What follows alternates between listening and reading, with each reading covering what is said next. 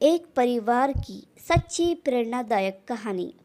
मैं 8वीं कक्षा में थी जब मुझसे कहा गया कि तुम पढ़ लिख कर क्या करोगी, तुम्हारे भाइयों की शिक्षा अधिक महत्वपूर्ण है। उस दिन मैंने अपनी पढ़ाई को अलविदा कह दिया और फिर 22 साल की उम्र में मेरी शादी हो गई।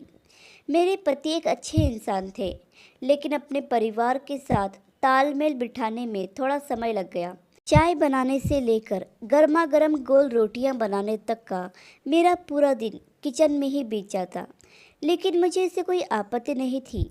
मैं जीवन भर इसके लिए प्रशिक्षण लेती रही और फिर 1 साल बाद हमारा पहला बच्चा हुआ, एक लड़की। मैं और मेरे पति बहुत खुश थे। उनका परिवार खुश नहीं था। वे एक लड़का चाहते थे। जब मैंने अपनी दूसरी बेटी को जन्म दिया तो मेरे ससुराल वाले काफ़ी परेशान नज़र आ रहे थे। उन्होंने मुझे ताने देना शुरू कर दिया, एक बेटा पैदा करके नहीं दे सकती, पता नहीं किसे ले आए। मैं थक गई थी। लगातार गर्भधारण ने मेरे शरीर पर एक टोल ले लिया था। तब तक हमारी 7 बेटियां हो चुकी थी और ताने असहनीय हो गए थे। 7 लड़कियां एक दायित्व है, वे कहते थे। मैं अपनी लड़कियों की परवरिश ऐसे माहौल में नहीं करना चाहती थी जहां उन्हें नीचे नज़र से देखा जाए, और इसलिए संयुक्त परिवार में 10 साल रहने के बाद हम बाहर चले गए। मेरे पति ने मसालों की एक नई दुकान शुरू की। 10 साल में हमारे घर में कभी सुस्ती का पल नहीं आया। लड़कियां नृत्य प्रतियोगिताएं आयोजित करती और मुझे और मेरे पति को निर्णायक बनाती। हमें बहुत खुशी हुई, लेकिन फिर मेरे पति को दिल का दौरा पड़ा और कुछ ही समय बाद उनकी मृत्यु हो गई। 44 साल की उम्र में मैं एक विधवा थी जिसकी देखभाल के लिए 7 लड़कियां थीं।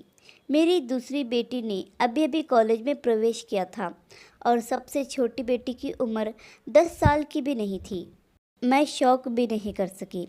उनके अंतिम संस्कार के ठीक बाद मुझे और मेरी बेटियों को दुकान खोलनी पड़ी, लेकिन यह बात हमारे रिश्तेदारों को अच्छी नहीं लगी। वे सब कुछ अपने नियंत्रण में चाहते थे। मैंने ऐसा नहीं होने दिया, तो उन्होंने कहा, देखते हैं ये औरतें क्या कर पाती है। लेकिन सच कहूँ, मेरे पास उन पर ध्यान देने का भी समय नहीं था। मैं सूरज के साथ उठती, सभी का लंच पैक करती और फिर दुकान पर जाती।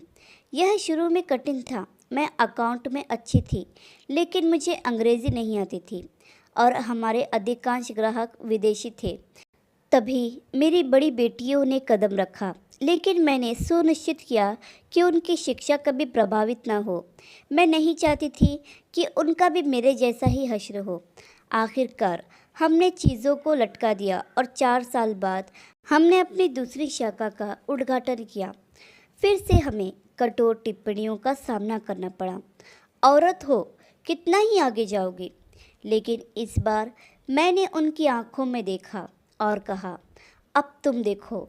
धीरे धीरे हमने विस्तार करना शुरू किया और सबसे खूबसूरत हिस्सा, मेरी सभी बेटियों को शिक्षा पूरी करते हुए और फिर व्यवसाय में शामिल होते हुए देख रही थी। आज 16 साल में 4 शाखाओं के बाद लोग हमें द स्पाइस गर्ल्स कहकर बुलाते हैं।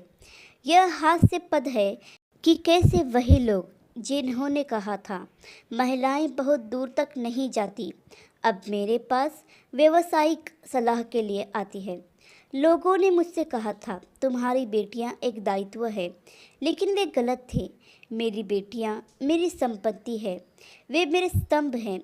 दिन के अंत में मेरे माता पिता ने मुझे एक अच्छी पत्नी बनना सिखाया हो सकता है, लेकिन यह मेरी बेटियों ने मुझे सिखाया कि कैसे एक उद्यमी बनना है। यह कहानी उन लोगों के लिए एक सीख है जो औरतों को कमज़ोर समझते हैं। आशा करती हूँ कि ये कहानी आपको पसंद आई होगी। इस कहानी पर आपकी क्या राय है, हमें कमेंट करके ज़रूर बताइए। कहानी पसंद आई हो तो लाइक और शेयर करना बिल्कुल भी ना भूलिए। चैनल पर नए हो तो चैनल को सब्सक्राइब ज़रूर कीजिए। कहानी सुनने के लिए आपका बहुत बहुत धन्यवाद।